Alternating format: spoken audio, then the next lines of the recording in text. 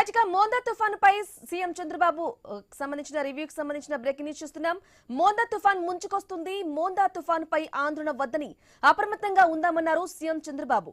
మంత్రులు అధికారులతో సోమవారం రాత్రి వరకు ముఖ్యమంత్రి చంద్రబాబు సమీక్ష నిర్వహించారు. తుఫాను ప్రభావంపై రియల్ టైంలో ప్రజలకు సమాచారం అందించనున్నారు అధికారులు. రాష్ట్రంలో పలు ప్రాంతాల్లో పబ్లిక్ అనౌన్స్మెంట్ సిస్టమ్ ఏర్పాటు చేశారు. ఆర్టీజీ సెంటర్ నుంచి నేరుగా అలర్ట్ చేసే అవకాశం ఉంది. ఇక మోందా తుఫాన్ ప్రభావం రాష్ట్రంపై నేటి నుంచి అధికంగా ఉంటుందని వాతావరణ శాఖ అధికారులు చెబుతున్నారు. 338 మండలాలు 3778 గ్రామాల్లో భారీ వర్షాలు కురిసే అవకాశం ఉందని తెలిపారు.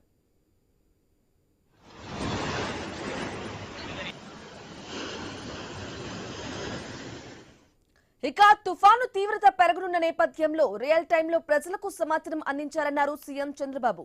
ప్రభుత్వ సన్నాహాలు సేవలపై ప్రజల నుంచి ఫీడ్బ్యాక్ తీసుకుని ఎప్పటికప్పుడు మెరుగుపరుచుకుంటూ పనిచేయాలన్నారు.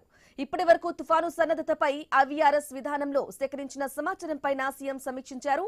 అధికారులు ఎన్ని రివ్యూలు నిర్వహించారు అనేది కాదు, క్షేత్రస్థాయిలో ఎంత మేర ప్రభావం చూపించిందనేదే ముఖ్యమని తెలిపారు చంద్రబాబు.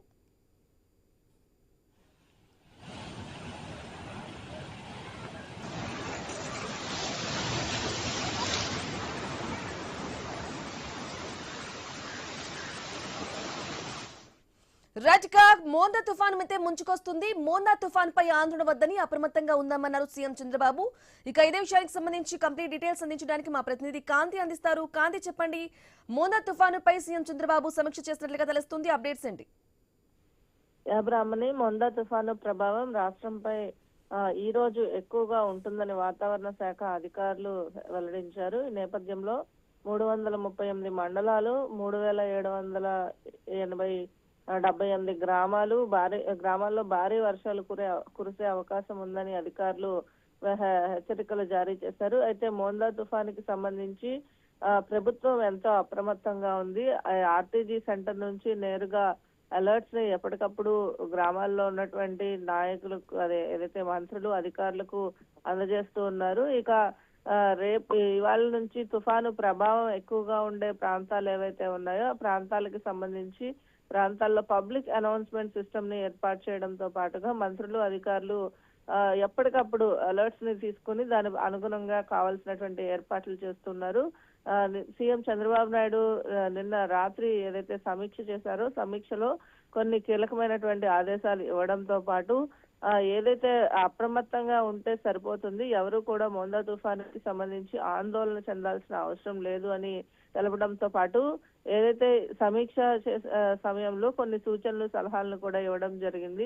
తుఫాను తీవ్రత పెరగనున్న నేపథ్యంలో ప్రజలకు సమాచారం అందించాలని, అలాగే ప్రభుత్వ చేస్తున్నటువంటి ఏదైతే సన్నాహాలు సేవలపైన ప్రజల నుంచి ఫీడ్బ్యాక్ తీసుకుని ఎప్పటికప్పుడు మెరుగుపరుచుకుంటూ పనిచేయాలని సూచించడం జరిగింది. ఇప్పటికే వరకు తుఫాను సన్నద్ధతపై ఐవీఆర్ఎస్ విధానంలో సేకరించినటువంటి సమీక్ష పైన సమాచారం పైన సీఎం సమీక్ష చేయడం జరిగింది. ఇక క్షేత్రస్థాయిలో ప్రభుత్వం చేస్తున్నటువంటి పనులు ఏవైతే ఉన్నాయో ఎవరికి ఇబ్బంది కలగకుండా, ప్రజలు ముఖ్యంగా తుఫాను ప్రభావం ఏదైతే ఉందో ప్రజలకు ఇబ్బంది పడకుండా ఉండేలాగా చూడాలని చెప్పడం జరిగింది. ఇక ఏదైతే ఈ చేస్తున్నటువంటి కార్యక్రమాలు ఉన్నాయో కార్యక్రమాలకు సంబంధించి పబ్లిక్ అడ్రసింగ్ సిస్టమ్ ఏర్పాటు చేయడం జరుగుతుంది. అయితే ఈ పబ్లిక్ అడ్రసింగ్ చేయడం ద్వారా ప్రజలకు అవసరమైనటువంటి వివరాలను తెలిపే అవకాశం ఉంటుంది. ఇక ఈ రోజు ఉదయం నుంచి రేపు ఉదయం లోపు తుఫాను తీరం దాటే అవకాశం ఉందని చెప్పి వాతావరణ శాఖ అధికారులు